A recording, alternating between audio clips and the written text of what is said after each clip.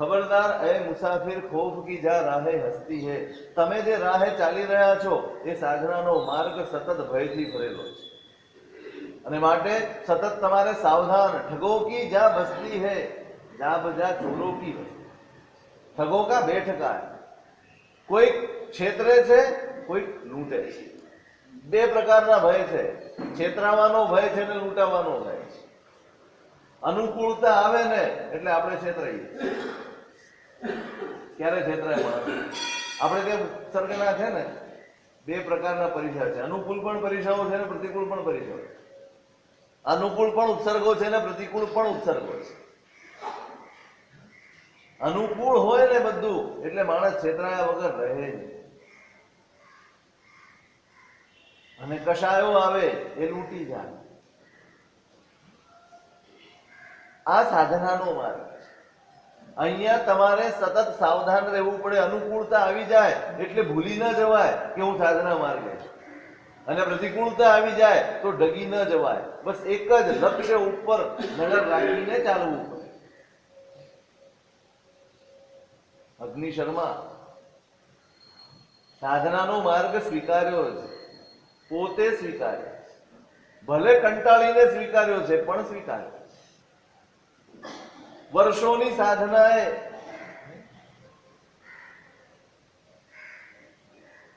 ક્ષમતા વિકસાવી છે,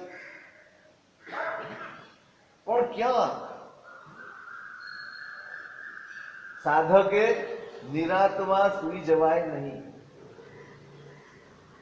સાધકે નિરાત માંડીને પલાઠી વાળીને બેસી શકાય.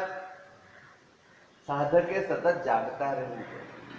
12.5 વર્ષ જીન ઉત્તમ વીરજી ભૂમિ ને ઠાયા હો. પદ્મવિજય મહારાજની પૂજામાં આવે છે. પરમાત્મા મહાવીર દીક્ષા લીધી કેટલા વર્ષ? 12.5 વર્ષ જીન ઉત્તમ વીરજી ભૂમિ ને ઠાયા હો. જમીન ઉપર પલાઠી વાળીને ભગવાન બેઠા. નિરાત હોય એ સાધના કરી શકે નહીં. નિશ્ચિંત હોય તે સાધક થઈ શકે નહીં. સાધક સતત સાવધાન, ચિંતિત ના હોય પણ સાવધાન જરૂર હોય.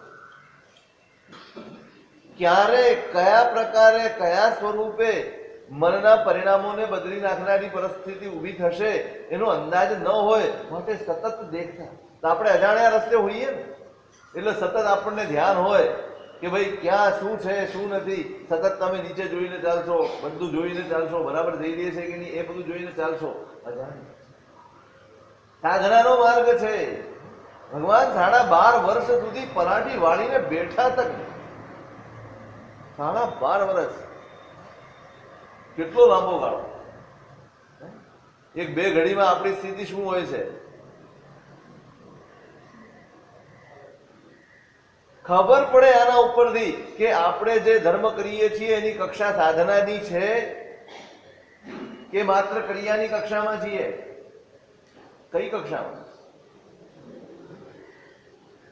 શરીરથી, મનથી, ઈચ્છાઓથી ઉપર ઉઠે ને પછી સાધના શરૂ થાય.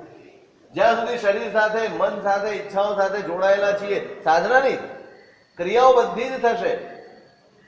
દેખીતી રીતે ઉમદામાં ઉમદી ક્રિયા થતી હશે, પણ જો તમે શરીરથી જોડાયેલા છો, મનથી જોડાયેલા છો, ઈચ્છાઓથી જોડાયેલા છો તો એ માત્ર ક્રિયા હશે, સાધના.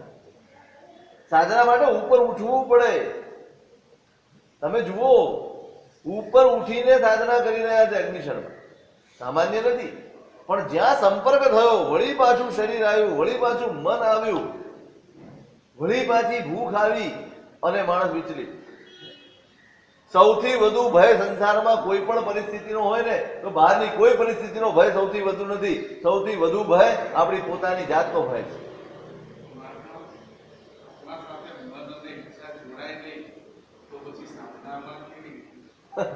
મન જોડાયેલો છે એની સ્થિતિ તો આપણે જોઈ લીધી. મન જોડાવાનો અર્થ મન આત્માની રાહે ચાલે, મન આત્માને અનુકૂળ થઈને વર્તે. તમને મુનિમ ના દોરે, તમે મુનિમને દોરો. કોણ સલાહ આપે તમને?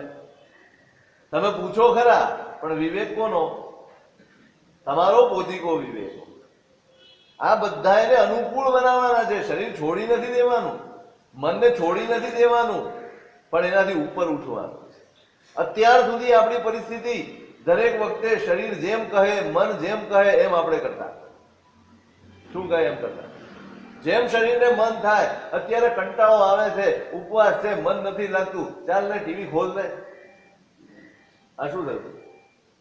ત્યાં નહીં, આરાધના ચાલી રહી છે, ટીવી નહીં ખુલે, સામાયિકનું બેઠકું ખોલ, કટાસનું ખોલ. મનની સાથે આપણે નથી જોડાવાનું, આપણી સાથે મન જોડાય. શરીરની સાથે આપણે નથી જોડાવાનું, શરીર આપણી સાથે જોડાય. એને સાધનાને અનુકૂળ બનાવવા. જ્યાં જોડાણ આવ્યું, જ્યાં જોડાણ આવ્યું ત્યાં વિચલન આવ્યું, ચલિતતા આવી, મન ઢગી ગયું.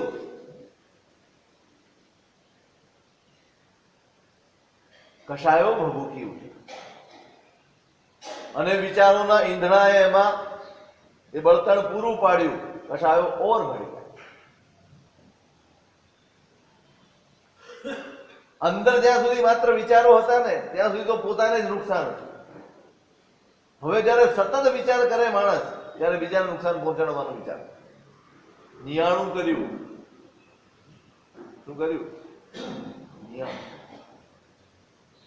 જય હોત જૈવસ્સ ફલમ મય સુચિન્નસ્સ વય વિશેષસ્સ તા યસ્સ વહાય પૈ જન્મમ હોત મે જન્મ. આટલા વર્ષોની મારી સાધના, આટલા વર્ષોની મારી સાધના કે જે વ્રત તપ વગેરે મેં જે આચર્યા છે એ બધાયનું મને જો કોઈ ફળ મળવાનું હોય તો પ્રત્યેક જન્મે આ માણસનો વધ કરનારો હું થાઉં. શું થાવ? ભવો ભવ, જન્મો જન્મ હું આને ખતમ કરનારો નથી. રૌદ્ર ધ્યાનની પરાકાષ્ઠા. માત્ર આ ભાવમાં નુકસાન પહોંચાડી દેવું છે એવું નથી. હવે તો આ ભાવની એણે મને સતાવ્યો છે. કોણે સતાવ્યો? હું એ કહી રહ્યો હતો કે આપણને સૌથી વધુ ભય જો કોઈનો હોય ને તો એ આપણી જાતનો ભય. પોતાનાથી ચેતતા રહેજો. બીજો કોઈ પણ આપણને વિચલિત કરવા માટે સમર્થ નથી જો તમે તૈયાર ન હો તો. તમે જો વિચલિત થવા તૈયાર છો, તમને બે વાત કોઈ કરી જાય અને આપણને કશાય આવી જતો હોય, ઈર્ષ્યા આવી જતી હોય, રાગ ને દ્વેષ વધી જતા હોય આપણા, તો એટલું સમજજો કે આપણી તબિયત સારી. થોડુંક પણ ખાવાથી તબિયત બગડતી હોય, જરાક પણ બહાર નીકળવાથી આપણને ગરબડ થતી હોય, આપણે ગઈકાલે જ વાત કરી હતી. ક્યારે વાત કરી? પરમ દિવસે. આરોગ્ય પ્રાપ્ત કરવાનું છે. આપણે બધા જ માંદલા છીએ. કેવા છીએ આપણે? માંદા છીએ. નાની અમથી વાત આપણને વિચલિત કરી જાય, નાની અમથી વાત આપણા મનમાં વિકલ્પો ઉભા કરી જાય. આ આપણી નબળાઈ છે. પચાવવાની ક્ષમતા નથી, રેઝિસ્ટન્સ પાવર નથી, માટે આ પરિસ્થિતિ આવે. કોનાથી ભય છે સૌથી વધુ? વિચારો. કોના? સામો આવીને ગમે તે કરી જાય, પણ અંદરથી હું તૈયાર છું ને માટે વિચલિત થઈ જાય. અખિરી શર્મા વિચારો શરૂ કર્યા, એ શરૂ કર્યા ને ત્યાં જ ચેતી ગયા હોત ને, ત્યાં જ સંભવ હતું પાછા ફરી ગયા હોત, પણ નહીં. પછી ધીમે ધીમે ધીમે વિચારોના ઈંધણા પડ્યા અને આગ ઓર ભડકી. હવે તો બસ, જો મને આ વ્રત મેં કર્યું છે, જો આખી સાધના દાવ ઉપર લગાવી. એક આ ભવના કષ્ટને માટે થઈને. કયા કષ્ટને માટે? આ ભવમાં આવેલા કષ્ટને માટે થઈને આત્માને દાવ ઉપર લગાવી. ભવો ભવ આને મારનારો બનું આવી પ્રતિજ્ઞા કરી દીધી. ન કુણૈ પણૈણ પિયમ જો પુરીસો વિપિયમ ચ સત્તુણમ કિમ તસ્ત જનની જોગવણ વ્યુડ્ડણ મેત્તેણ જન્મેણ. એક વાર કશાયોને હવાલે થઈ જાઓ. એક વાર તમારા ચિત્તમાં ઉઠેલા ક્રોધને વશ થઈ જાઓ પછી એ તમને ક્યાં સુધી પહોંચાડે છે એનો કોઈ અંદાજ નહીં, કોઈ જ અંદાજ. જે માણસ પોતાનો પ્રિયજન છે એનું સારું કરતો નથી અને પોતાનો દુશ્મન છે એનું ખરાબ કરતો નથી, એ માણસની જવાની એ માણસનું જીવન નકામું છે. શું વિચારે છે? પોતાનો પ્રિયજન છે એનું સારું ના કરે અને પોતાનો શત્રુ છે એનું બગાડે નહીં તો એ માણસનો જન્મ જ નિષ્ફળ છે. સતુય એસરાયા મમ સિધુ ભાવૌ ચેવ પાવોત્તિ અવરાહવંતરેણવી કરેમી તો વિપ્ય વિમસ્સ. બચપણથી આ રાજા મારો શત્રુ છે. વર્ષોની સાધના પછી કેળવાયેલી સમતા, વર્ષોની સાધના કેળવાયેલી સમતાના પાયા એક નાનકડી વાતમાં કેવા હચમચી જાય. ક્યાંથી ક્યાં? એવરેસ્ટ ચડનારાએ કેટલી વખત સાવધાન રહેવું પડે? તમે શિખરની નજીક આવી જાઓ પછી ત્યાં જઈને નાચવા કૂદવા માંડાય? ત્યાં પહોંચીને ઉભા રહેવાય? ઠેઠ શિખર ન આવે ને ત્યાં સુધી તમારાથી ક્યાંય ધ્યાન ચૂક કરી શકાય નહીં. એક ધ્યાન ચૂક થાય તો માણસ શિખરેથી નીચે આવે. બસ એવું જ છે આ સાધના. મેં એક દિવસ કહ્યું હતું તમને, મનોનિગ્રહ કુલક છે એમાં એમ કહ્યું છે કે જ્યાં સુધી કેવળ જ્ઞાન પ્રાપ્ત ન થાય, જ્યાં સુધી સંપૂર્ણ જ્ઞાન પ્રાપ્ત ન થાય ત્યાં સુધી આ મનનો ભરોસો કરવો નહીં. ત્યાં સુધી તમે પૂર્ણ ન થઈ જાઓ કેવળ જ્ઞાનને કાંઠે આવેલા આત્માઓને નીચે પાડી દેનારું તત્વ છે આ મન. ત્યાં સુધી વિશ્વાસ નથી કરવાનું જ્યાં સુધી કેવળ જ્ઞાન ન થાય. ત્યાં સુધી સાવધાન રહેવાનું છે જ્યાં સુધી આપણે પૂર્ણ ન થઈએ. જરાક સાવધાની ચૂક્યા અને આટલા વર્ષોની મેળવેલી ક્ષમતા, તમે પેલી 2 વખતનું એનું સ્વરૂપ જુઓ. જરા પારણું નથી થયું તો એમાં શું આટલો બધો ખેદ કરો છો? અને આજે આ રાજા મારો શત્રુ છે, બચપણથી મારો શત્રુ છે. વગર વાંકે મને સતાવી રહ્યો છે અને એટલે વિપ્ય વિમસ્ત કરે, એટલે આનું હું બગાડીશ.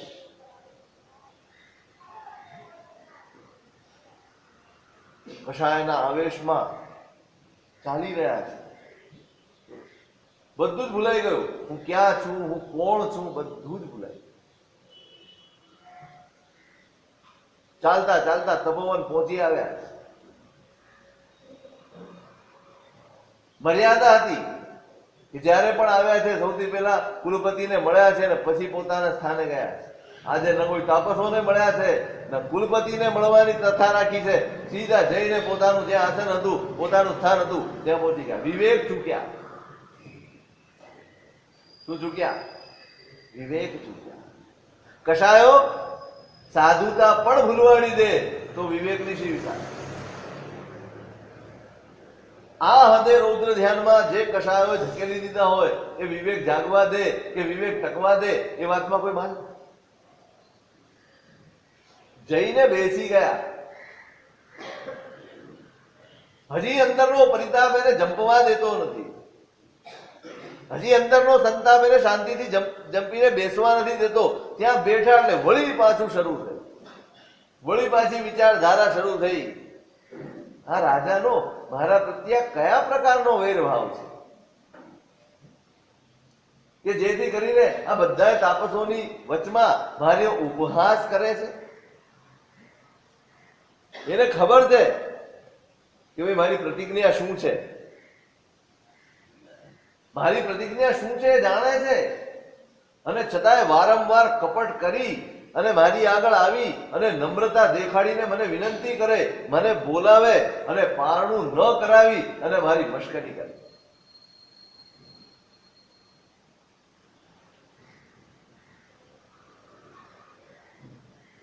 કેવા વિચારો? મન ચક્રાવે ચડી ગયું છે. હવે એમાંથી પાછા ફરવું બહુ મુશ્કેલ. તમ મૂઢો તું સો રાયા. આ રાજા મૂઢ છે.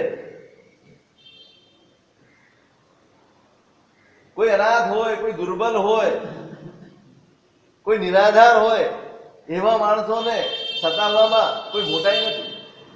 પોતે વિચારે એમાં જે તપસ્વીજનો છે, જે સાધુજનો છે, જે બધાના મિત્ર રૂપે જીવે છે, સમભાવથી જીવે છે, એને સતાવવામાં કઈ મોટાઈ હશે? અથવા તો જો હજી એક વિચાર, એક ડગલું આગળ, મેં આહારની વાંછા મનમાં હજી રાખી છે, માટે પારણું કરવા જઉં છું અને માટે આ પરેશાન કરે છે ને. આ આહારનો આટલો પણ સંગ છે, માટે આ સ્થિતિ આવીને આજથી સંપૂર્ણપણે આહારનો ત્યાગ. જાવત જીવ માટે ઉપવાસની પ્રતિક્રિયા કરે. અત્યાર સુધી મહિનાના ઉપવાસ હતા, હવે કોઈ દિવસ આહાર જ ગ્રહણ કરવો નહીં, એવી પ્રતિજ્ઞા. પ્રતિજ્ઞા પહેલા પણ કરી છે, પણ ત્યારે સમજણ હતી. આજે પ્રતિજ્ઞા કરે છે, આજે જ્ઞાન છે, આજે આવેશ છે, આજે કષાય. કષાયને વશ થઈ અને પ્રતિજ્ઞા કરે છે કે જાવત જીવ અણસણ, એ અલગ વસ્તુ છે. આ છે અણસણ જ, પણ શેમાંથી ઉદ્ભવ્યું છે? કષાયોમાંથી ઉદ્ભવ્યું છે, આવેશમાંથી ઉદ્ભવ્યું છે. બીજા બધા તાપસોએ જોયું, પોતપોતાના કામ પતાવીને ફ્રી પડ્યા એટલે નજર પડી કે અગ્નિશનમાં આવી ગયા. અંદરનો અનુતાપ મોઢા ઉપર દેખાય છે, સંતાપ મોઢા ઉપર દેખાય છે. એટલે ગયા બધા, ભગવાન બહુ ક્ષીણ દેખાવ છે.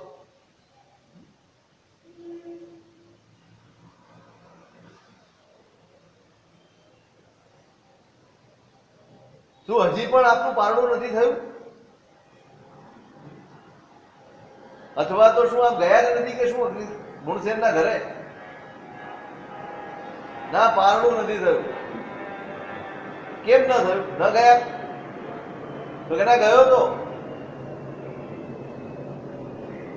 પણ આ રાજા છે ને, બચપનથી જ મારા ઉપર વગર કારણે દ્વેષ રાખે. મારા ઉપરનો એને વૈરભાવ છે, બચપણથી છે. એટલે જ્યારે પણ હું જાઉં ને ત્યારે મારી મશ્કરી આ રીતે કરે છે, મને આ રીતે પરેશાન કરે છે, આહાર નહીં આપી.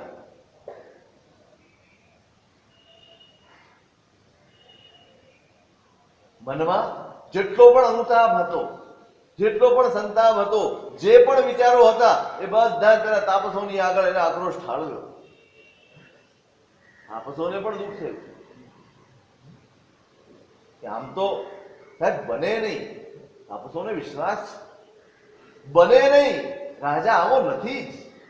પણ છતાંય આ તો સંસાર છે સાહેબ, મનુષ્યની પ્રકૃતિ છે, કંઈ પણ થઈ શકે. પણ લગભગ લાગતું નથી કે આવું રાજા કરી શકે. તાપસો ગયા કુલપતિની પાસે અને નિવેદન કર્યું કે સાહેબ અગ્નિશર્મા આવી ગયા છે અને આ રીતે પારણું થયું નથી. અને એમના મનમાં કુલપતિ પણ હાફલા ફાફલા દોડીને આવે. 3 વાર થઈ ગયું છે, 3 વાર થઈ ગયું છે. હાફલા ફાફલા દોડતા આવ્યા અને એને પૂછ્યું, ભાઈ પારણું નથી થયું? તો કે ના, નથી થયું. આવું બન્યું હતું. રાજાએ બરાબર ના કર્યું. એક જ વાક્ય. કેટલું વાક્ય? માત્ર એક વાક્ય. રાજાએ બરાબર નથી કર્યું. પણ એને યોગ્ય ન કર્યું. ત્યારે અગ્નિશર્મા કહે છે કે ભગવાન પમાયણો ચેવ રાયણો હવંતી ગોવા તસ્સ જોશો. રાજાઓ તો પ્રમાદી જ હોય છે, એમાં એનો વાંક નથી. શબ્દ એના એ જ. પહેલા પણ આ જ શબ્દો બોલાયા હતા, પણ ત્યારે ચિત્તમાં સમાધિ હતી, સમતા હતી. અને આજે પણ શબ્દો એ જ બોલાય છે, એમાં એનો શું વાંક છે? પણ ત્યારે આજે એના પ્રત્યેની નફરત છે, એના પ્રત્યેનો તિરસ્કાર છે. આ તો મેં આહારનો ત્યાગ નથી કર્યો, હજી મારા મનમાં આહારની લાલસા છે ને 1 મહિનાના ઉપવાસના પારણે હું આહાર કરવા જઉં છું, માટે આ મારી સ્થિતિ કરે છે. એટલે મેં તો યાવત જીવ માટે આહારનો ત્યાગ કરી દીધો છે.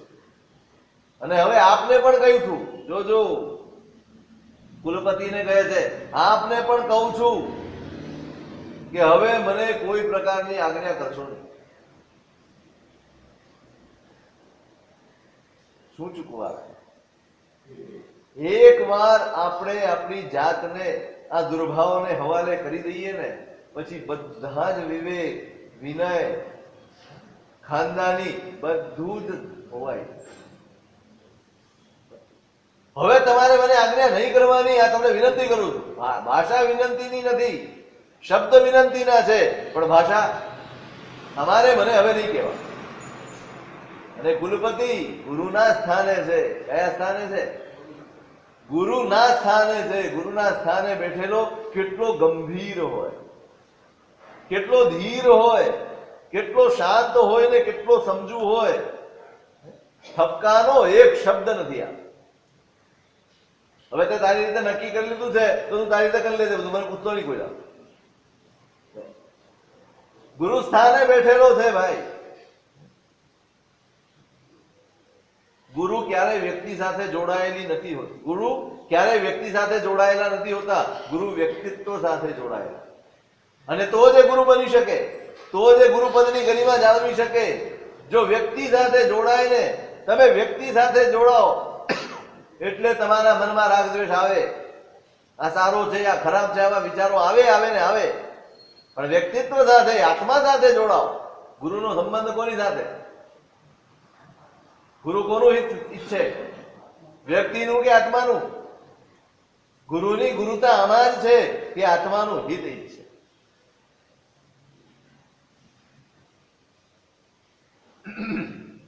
પરમહંસ યોગાનંદજી એના ગુરુ હતા યુક્તેશ્વરજી.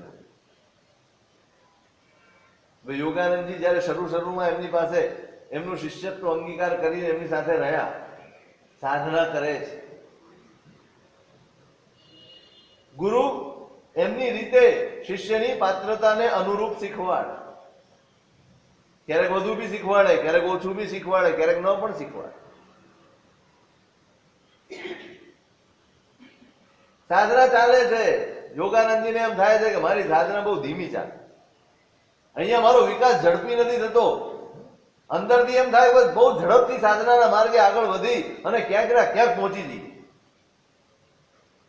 મોટા સાધક થઈ જઈએ, આમ સિદ્ધિ થઈ જાય, આમ થઈ જાય. આવી મનમાં અભિલાષા. યુવાન છે, અભિલાષા. એટલે એમ થયું કે આ ગુરુ પાસે રહીશ ને ત્યાં સુધી મારી સાધના ઝડપથી નહીં થાય, ક્યાંક બીજે જવું પડશે. ઉપડ્યા, ગુરુને કહ્યા વગર ઉપડી ગયા.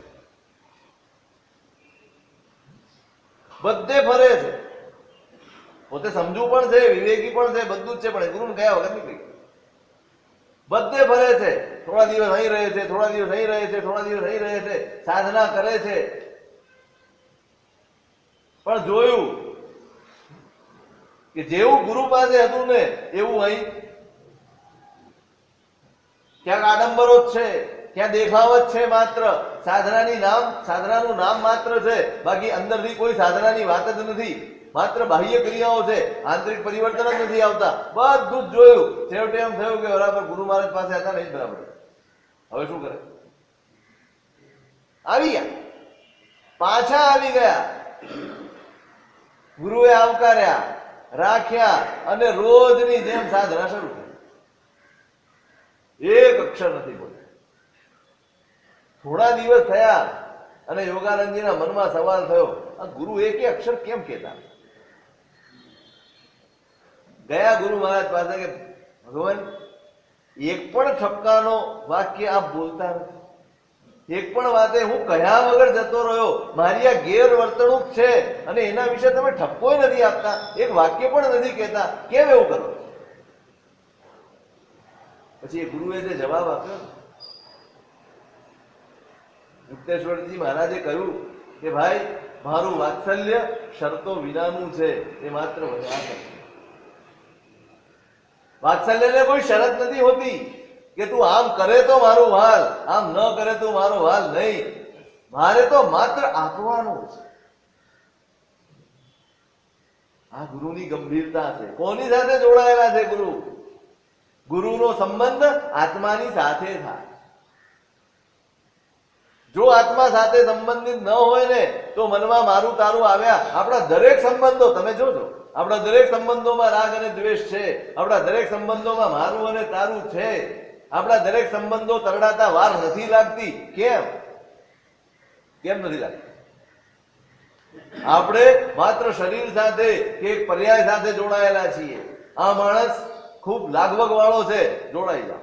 આ માણસ બહુ બુદ્ધિમાન છે, જોડાઈ જાઓ. આ માણસ બહુ પૈસા વાળો છે, જોડાઈ જાઓ. આ માણસ આ રીતે કામ લાગશે, જોડાઈ જાઓ. શેનાથી જોડાયેલા?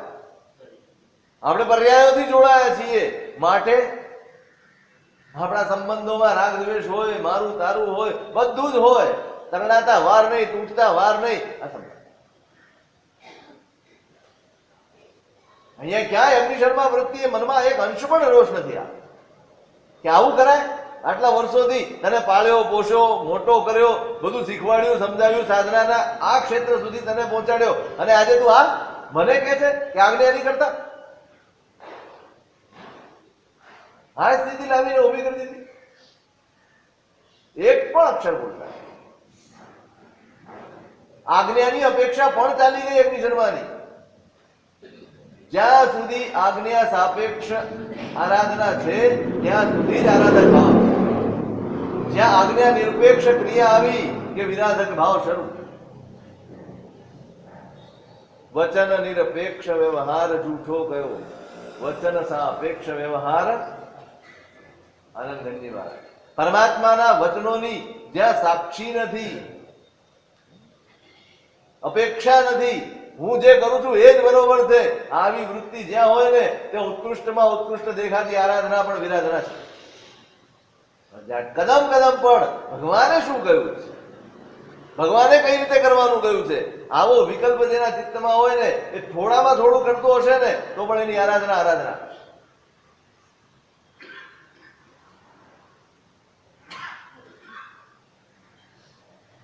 કુલવતીએ કહ્યું કે ભાઈ વચ્ચ જય પરિચત્તો આહારો ગો ઈયાણીમ કાલો આણા. તમે આહારનો ત્યાગ કરી દીધો છે એટલે હવે આજ્ઞા કરવાનો કોઈ સમય છે? સચ્ચ પૈના ભૂ તપસ્વીનો હોવંતી. જે તપસ્વી સાધક છે એ પ્રતિજ્ઞામાં દ્રઢ જ હોય. માટે હવે જે પ્રતિજ્ઞા કરી છે એને દ્રઢતાથી પાળજો. પરંતુ કિંતુ તુમે નરેન્દ્રસ્સ ઉપરીમ કોવો ન થાય. પણ રાજા ઉપર ક્યાંય ક્રોધ ના કરશો. સબ્વમ કુબ્બ કયાણમ કમ્માણમ પાવયે ફલ વિભાગમ અવરાહેસુ ગુણેસુય નિમિત્ત મિત્તમ પરો. બધું જ, બધું એટલે બધું જ. સારું થતું હોય તો સારું અને નબળું થતું હોય તો નબળું, શુભ થતું હોય તો શુભ અને અશુભ થતું હોય તો અશુભ, બધું જ પૂર્વે કરેલા કર્મોના ફળ છે, વિપાકો છે. શેના વિપાકો છે? કર્મના વિપાક છે. અવરાહેસુ ગુણેસુય નિમિત્ત મિત્તમ પરો હોય. કોઈક તમારું સારું કરે છે અને કોઈક તમારું બગાડી નાખે છે. એમાં બગાડનાર ને સારું કરનાર તમારા કર્મો છે, પણ બીજો તો માત્ર નિમિત્ત છે. આજ સુધી અગ્નિશર્માના હૈયામાં આ જ ચિંતન હતું.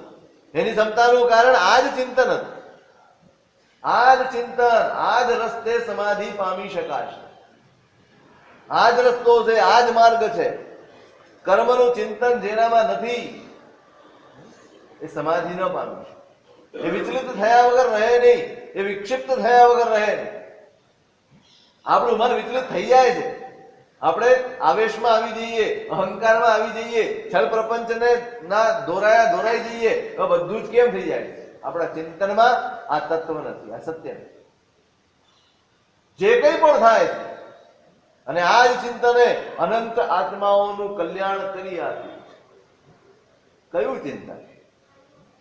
આપણે જેટલા પણ ઉદાહરણ વાંચીએ છીએ, જેટલાએ પણ કલ્યાણ સાધ્યું છે, વાધર વીટ્યું હશે તોય આ જ ચિંતન હતું. માથે અંગારા મૂક્યા હતા ત્યારે પણ આ જ ચિંતન હતું. શરીરની ચામડી ઉતરડી નાખીને તોય આ જ ચિંતન હતું. અને ઘાણીમાં પીરાયા ને તોય આ જ ચિંતન. ગમે તેવા કષ્ટો આવ્યા હશે, ગમે તેવા પરિસરો અને ઉપસર્ગો આવ્યા હશે, પણ ચિંતન કયું? એક ચિંતન, એક રાહ પકડી રાખી. જે થઈ રહ્યું છે એ બધું જ મારા કર્મના કારણે થઈ રહ્યું છે. તમે મહિનાનો વિચાર કરો ને, એક 16 વર્ષની છોકરી કેવું ભણતર, ખરેખર તો ધન્યવાદ એને ભણાવનારને આપવા. કેવું ભણાવ્યું હશે, શીખવાડ્યું નથી, પીવડાવ્યું, શીખવાડ્યું નથી, અંદર ઉતાર્યું છે. એ રાજમહેલમાં રહી હશે ને તો આ જ દ્રષ્ટિએ રહી હશે કે આ મારા શુભ કર્મનો ઉદય છે, માટે રાજમહેલ. અને એટલે જયારે ભરી બજારમાં ઘોડિયાનો હાથ પકડીને નીકળી જવું પડ્યું ત્યારે પણ એના મનમાં એક મોઢા ઉપરની રેખામાં પરિવર્તન સુદ્ધા નથી આવ્યું કે આ કયું ચિંતન. પિતાજીને એ જ કહ્યું, પિતાજી જે થાય છે બધું જ કર્મ થકી થાય છે, સર્વોપરી કર્મ છે, આપણે તો બધા એના હાથા છીએ. સમાધિનું બીજ અહીંયા છે, આ ચિંતનમાં છે સમાધિનું બીજ. ઘૂંટજો, બીજું કાંઈ નહીં આવડે ને ચાલશે, બીજા મોટા શાસ્ત્રો શીખવાની જરૂર નથી. બહુ જ ઊંડાણમાં ઉતરીને અભ્યાસ ન થઈ શકે આપણાથી તો કઈ વાંધો નહીં, પણ આ એક વાત બરાબર ગોખી રાખો, જો તમારે સમાધિપૂર્વક જીવવું હોય, શાંતિપૂર્વક ને સ્વસ્થતાપૂર્વક જીવવું હોય, ક્લેશ વગર તમારો સંસાર ચલાવવો હોય, તો આ એક ચિંતનને તમારો એક રાહબર બનાવી લો, તમારો માર્ગ બનાવી લો કે જે થાય છે એ બધું જ કર્મ થકી થાય. સામો કોઈ પણ હોય, એ પતિ હોય, પત્ની હોય, બાળકો હોય, માતા હોય, પિતા હોય, મિત્ર હોય, સ્વજન સંબંધી કોઈ પણ હોય, એ બધા જ નિમિત્તો છે. તમને સુખ થાય છે ને ઘરમાં, એ પણ નિમિત્તો છે, એના થકી કાંઈ નથી. આપણે માની બેઠા કે આના થકી સુખ છે માટે એને વળગી પડ્યા છે, માની બેઠા કે આના થકી દુઃખ છે માટે એના ઉપર તિરસ્કાર આવી ગયો. એક જ ભાવ, બીજું બધું જ છોડી દો. કાંઈ જ નથી શીખવું, કાંઈ નથી સમજવું, બસ આટલી મૂડી કેળવવી છે. કોઈ પણ ઘટના બને ત્યારે સૌથી પહેલો વિચાર મનમાં આ જ આવવો જોઈએ કે જે બની રહ્યું છે કર્મથી બની રહ્યું છે, મારે કોઈને દોષ પણ નથી દેવો અને મારે કોઈની ઉપર ઓળઘોળ પણ નથી દેવી. જ્યારે હું કોઈ પણ ઉપર દોષનો ટોપલો ઢોળું છું ત્યારે હું મિથ્યાત્વના ઘરમાં હોઉં છું, કોના ઘરમાં હોઉં છું? કોઈક નબળું, કોઈકે મારું બગાડ્યું અને મેં એને દોષ આપ્યો, હું મિથ્યાત્વના ઘરમાં. કોઈકે મારું સારું કર્યું અને એના વિશે હું રાગ કરું, હું મિથ્યાત્વના ઘરમાં. કોના ઘરમાં? મિથ્યાત્વના. એમાંથી બહાર નીકળવાનું, સત્યને સત્ય તરીકે જોતા શીખો, સમજતા શીખો, સમાધિ આપોઆપ આવશે. નહીં માળા ફેરવવાથી નહીં આવે, નહીં આવે. તમે 1000 માળા એક પગે ઉભા રહીને ગણો ને, નહીં આવે સાહેબ.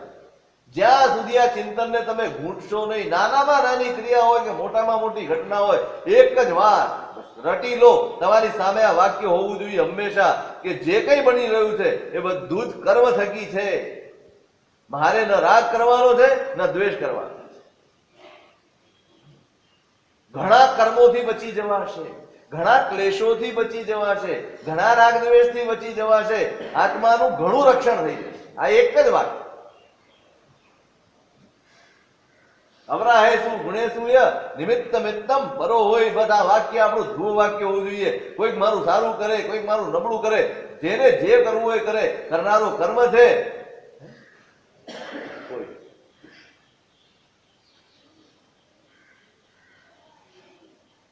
કુલપતિ સમજાવી રહ્યા છે કે ભાઈ ક્રોધ ના કરીશ, એના ઉપર ક્રોધ ના કરીશ.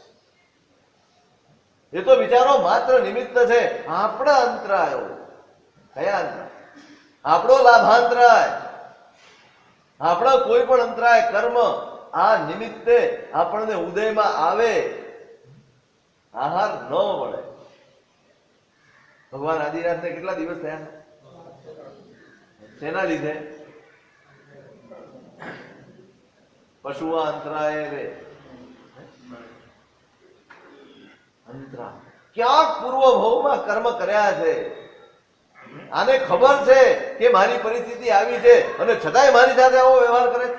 એ કોઈ વ્યવહાર નથી કરતો, કોઈ જ વ્યવહાર પેલો કરતો નથી. તમારી પરિસ્થિતિ એ પણ તમારા કર્મને આધીન છે અને પેલોનો વ્યવહાર એ પણ કર્મને આધીન છે. બંને વસ્તુ કોને આધીન છે? એને નથી ગમતું કરવાનું અથવા એ નથી કરતો, તમારા કર્મો એની પાસે કરાવી રહ્યા છે. માટે રાજા ઉપર ક્રોધ ના કરશો ભૈયા, સમજાવી અને પોતે પાછા ફરી ગયા. ગુરુદેવ તાપસોને ત્યાં રાખી દીધા કે ભાઈ આનું ધ્યાન રાખજો. અને આ બાજુ રાજા ગુણસેન ને ત્યાં મહોત્સવ પૂરો થયો. બપોર થઈ હશે, ધામ ધૂમમાં યાદ ન આવ્યું. અચાનક યાદ, જોજો ખૂણે પડેલું છે મનમાં, અને અચાનક યાદ આવ્યું, અરે આજ તો દિવસ પારણા, આજ તો પેલા મહાતપસ્વીના પારણા દિવસ. તપાસ કરી આવ્યા હતા. માણસે પૂછ્યું, સાહેબ મને ખ્યાલ નથી. એને તપાસ કરી તો કે હા સાહેબ આવ્યા. હવે આપણે બધા એટલા બધા મશગુલ હતા નાચ ગાન ને મુદ્રામાં કે એ તો એક ક્ષણ ઉભા રહ્યા, ખાલી ક્ષણવાર જ ઉભા રહ્યા છે અને પછી ચાલ્યા ગયા.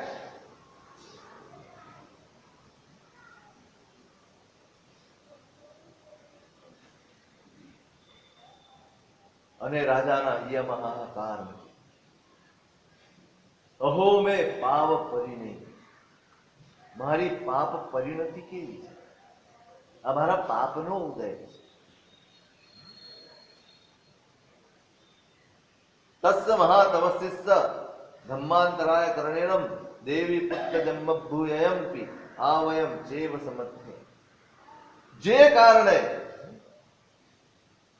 આ મહાતપસ્વીને ધર્મનો અંતરાય થયો મારા કારણે, એ કારણ ગમે તે હોય, ભલે મારા રાણીએ દીકરાને જન્મ આપ્યો હોય તો પણ એ મારા માટે આફત છે.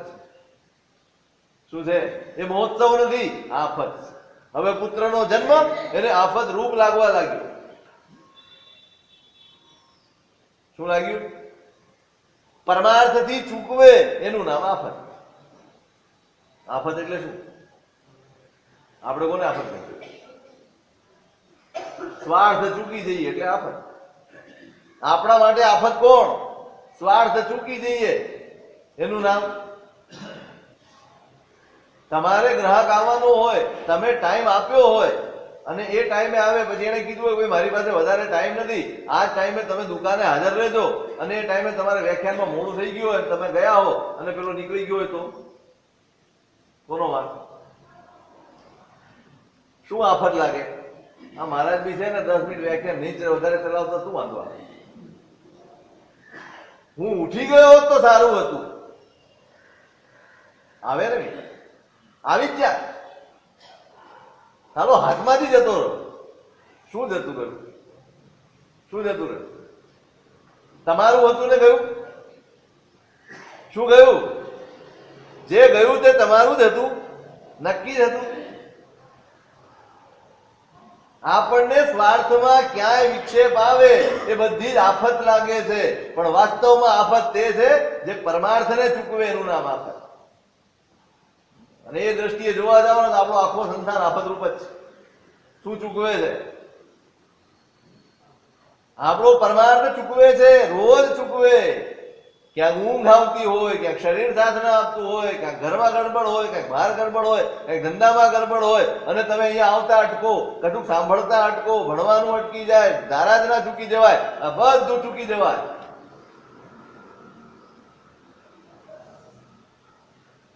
ચૂકી જવાય. શું છે આફત? હજી એક ડગલું આગળ કહું ને, પુણ્ય જેવી આફત એકે નથી, તેના જેવી આફત એકે નથી. પુણ્ય જેવી આફત એકે નથી. એટલી બધી અનુકૂળતા આપે ને કે માણસ ભૂલી જ જાય. પેલા બે મુસ્લિમ ભાઈઓ હોય, ધંધો કરે, બધાની સાથે વ્યવહાર, લેણ દેણ બધાની સાથે હોય. બરાબર એક દિવસ દુકાને બેઠા છે બંને ભાઈઓ, બપોરનો સમય છે, રોજ નિયમ છે, નમાજ અદા કરવાનો નિયમ છે રોજ. એ લોકોમાં ઘણા લોકો બહુ મક્કમ હોય આ બધી બાબતમાં, અને તમે ઘણી વખત અનુમોદના પણ કરતા હો, કરો છો ને? અરે સાહેબ એમને જુઓ તો ખરા, 5 વખત કરે, પણ તને કોને રોક્યો? તું બી કર ને તારો ધર્મ, કોઈ રોકે? પણ અનુમોદના કરશે, એના વખાણ કરશે, પણ પોતે કઈ કરશે નહીં. પેલાને નિયમ આ બંને ભાઈઓને. હવે બરાબર એ વખતે બે વાણી આવ્યા અને નમાજનો ટાઈમ. પેલા ભાઈએ કીધું, મોટા ભાઈ જલ્દી તૈયાર થઈ જાવ, શેતાન આવે. હવે પેલા જરાક દૂર હતા એટલે પેલા તો પાથરી નમાજ કરવા બેસી, રવાણીયા દુકાને આવ્યા, એટલા બધા નજીક હતા કે આ જે રીતે બોલ્યો ને શબ્દ કાને પડી ગયા, શેતાન આવ્યા. એના મનમાં સવરાટ થઈ ગયો, શેતાન આપણને શેતાન કે રોજ વ્યાપાર કરે છે, પૈસાની લેવડ દેવડ કરીએ છીએ, બધું જ કરીએ છીએ, છતાંય શેતાન. બેઠા છે શાંતિથી, નમાજ પૂરી થઈ પેલા ઉભા થયા, વાતચીત શરૂ થઈ કે ભાઈ એક પ્રશ્ન પૂછવો છે. તો કે શું? તો કે અમે આવતા હતા ને ત્યારે તમે એમ કીધું કે ભાઈ જલ્દી બેસી જાઓ, શેતાન આવી રહ્યા છે. શેતાન કેમ કહ્યું તમે?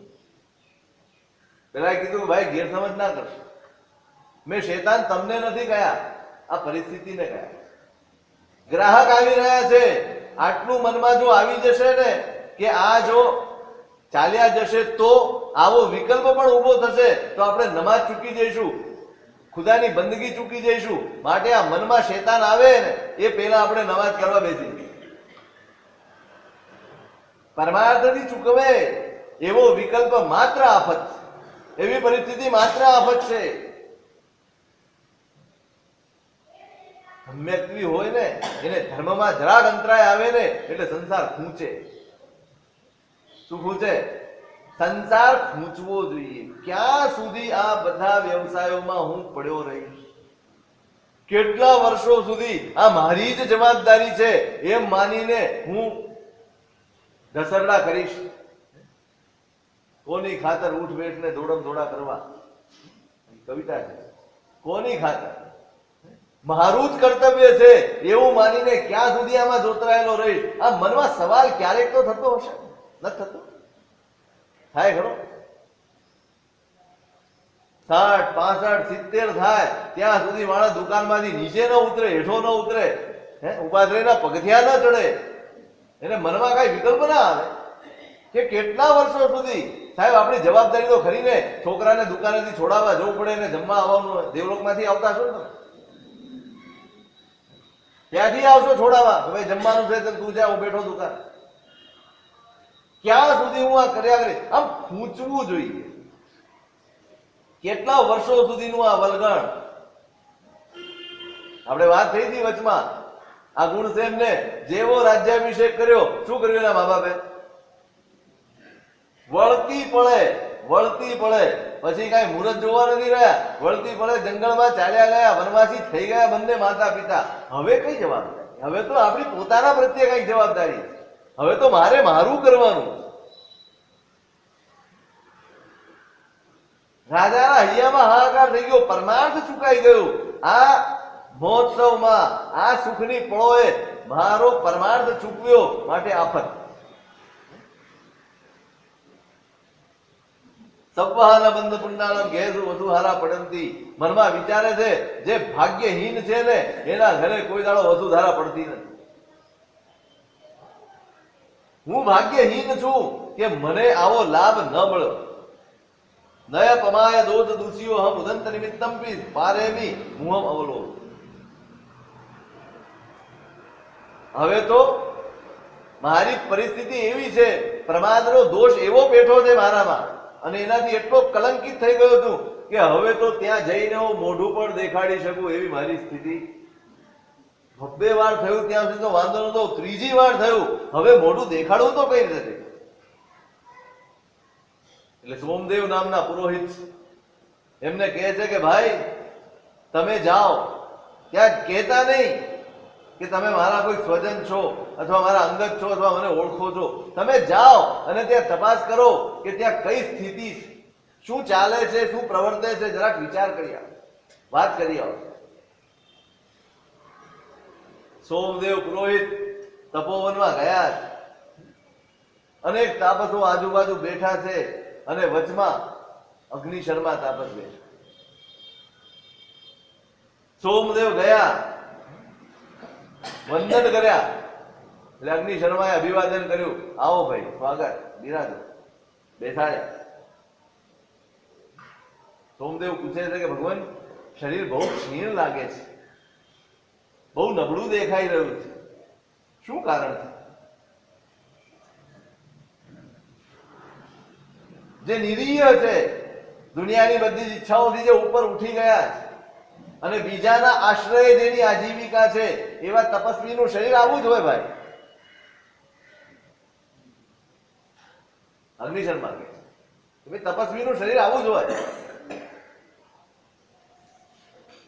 સાચી વાત છે ભગવંત આપની કે સાધુ નિરીહ હોય, કોઈ પણ ઈચ્છા એને ન હોય, પણ એ તો ધન હોય, ધાન્ય હોય, સોનું હોય, રૂપું હોય, મકાન હોય, પરિવાર હોય, સ્વજન હોય, સંબંધ હોય, એ બધા પ્રત્યે સાધુ નિરીહ હોય. પણ આહાર, શરીરને જે ધર્મનો આધાર છે એવા શરીરને ટકાવવા માટેનો આહાર, એમાં તો નિરીહ ન હોય ને. અને અહીંના લોકો પણ એવા નથી કે તમારા જેવા તપસ્વીને આહાર ન આપે. તમે તો મોક્ષ માર્ગની ઉપાસના કરી રહ્યા છો, બધાની સાથે મૈત્રીપૂર્ણ વ્યવહાર કરો છો. તમારા માટે તો બધું જ સરખું સમભાવે તમે વર્તો, અને તમારા જેવા તપસ્વીને કોઈ આહાર ન આપે એવો તો કોઈ વ્યક્તિ અહીંયા છે નહીં ગામમાં. બધા જ સરસ રીતે ભક્તિ કરે એવા છે. અગ્નિશર્મા કે તમારી વાત સાચી, અહીં કોઈ એવો માણસ નથી કે જે મને આહાર ન આપે સિવાય રાજા ગુણસેન. અંદરનો ચક્રાવો હજી શાંત પડ્યો. સોમદેવ કહે છે કે ભગવાન, રાજા ગુણસેને શું કર્યું?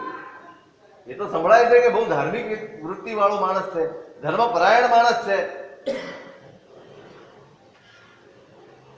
લોકો તો જે વાસ્તવિકતા છે એ જ બોલવાનું. તમે એવું સાંભળ્યું છે કે બહુ ધર્મપરાયણ છે, ધર્મ પ્રત્યે બહુ રુચિ છે એને, એમના સાધુ સંતો પ્રત્યે તો વિશેષ બહુમાન રાખે છે. અગ્નિશર્મા કહે છે કે ભાઈ આના જેવો ધાર્મિક બીજો કોણ હોય કે જે તપસ્વી જનને પણ જબરદસ્તીથી મારી નાખે? હવે ભડક્યા, વખાણ કર્યા. જેને તમે પસંદ કરતા નથી, જેના પ્રત્યે તમને સદભાવ નથી, એવી વ્યક્તિની પ્રશંસા સાંભળવા જેટલી સજ્જનતા આપણી પાસે નથી.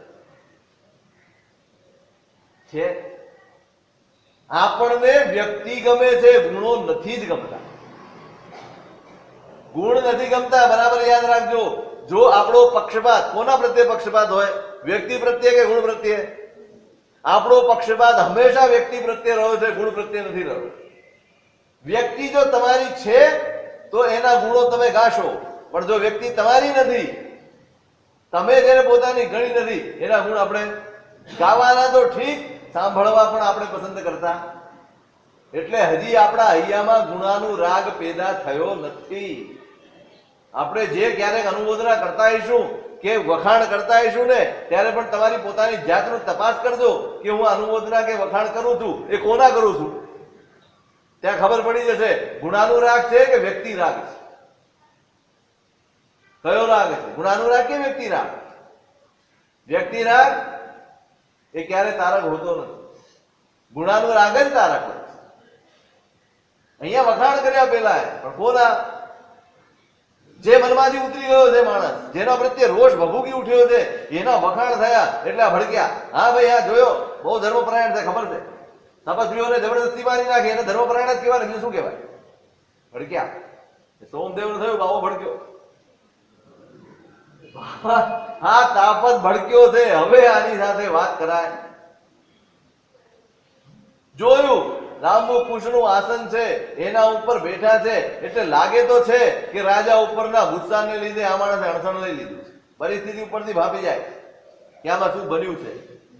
પણ હવે તો હું પૂછવા જઈશ ને, વિવેક જોજો, હવે હું જો પૂછવા જઈશ ને તો રાજાનું અવગુણ બોલશે, રાજા વિશે ગમે તેવી એલફેલ વાતો કરશે અને હું સાંભળી શકું એમ નથી. મારા સ્વામીની આ વિવેક શું છે? આ વિવેક છે ધર્મની, ધર્મીની, સાધુ સાધ્વીની. નિંદા થતી હોય તો આપણે ઉભા રહીએ, હાલતી પકડીએ, ઉભા રહીએ, ચાલતી પકડીએ, ઉભા રહીએ. જાણવું જોઈએ ને, ન જાણીએ તો ખબર કેમ પડે કોણ કેટલામાં? સાંભળે પણ નહીં. કોની નિંદા? ધર્મીની, આરાધકની નિંદા. નિંદા નબળાઈની હોવી જોઈએ, ધર્મની નહીં. શેની નિંદા હોવી જોઈએ? નબળાઈની નિંદા હોય, દોષની નિંદા હોય. આપણે કોની નિંદા કરીએ? મેં હમણાં કહ્યું, આપણે વખાણીએ કોને? વ્યક્તિને, ગુણને નહીં. એમ આપણે વખોડીએ કોને? દોષને, વ્યક્તિને. ના, દોષને નહીં, વ્યક્તિને. ત્યાં ઊંધું, ત્યાં ઊંધું. ખરેખર વખોડવો કોને જોઈએ? ખરેખર દોષને વખોડવા. દોષ ખરાબ છે, વ્યક્તિ ખરાબ નથી, દોષ ખરાબ છે. રાજાના અવગુણ ગાશે માટે મારે ઉભા રહેવું. ચાલ્યા ગયા, બીજા તાપસો પાસે જાણ્યું, પૂછ્યું કે ભગવંત શું છે? તાપસોએ સમગ્ર હકીકત જણાવી કે આવું આવું બન્યું છે અને એમણે કાયમ માટે આહારનો ત્યાગ કરી દીધો છે. સોમદેવ પુરોહિત રાજમહેલ પહોંચ્યા અને રાજાને કીધું કે સાહેબ આવું બન્યું છે. રાજાના હૈયામાં ઓર હાહાકાર. ઓહો, મારા લીધે એક તો આ કક્ષાએ પહોંચ્યો આ માણસ, ને આજે વળી અણસણ સુધી પહોંચી. બીજે દિવસે પરિવાર સાથે લઈ અને તપોવન ગયા છે અને ત્યાં શું બને છે એનું શું સ્વરૂપ તે પર્યુષણ પછી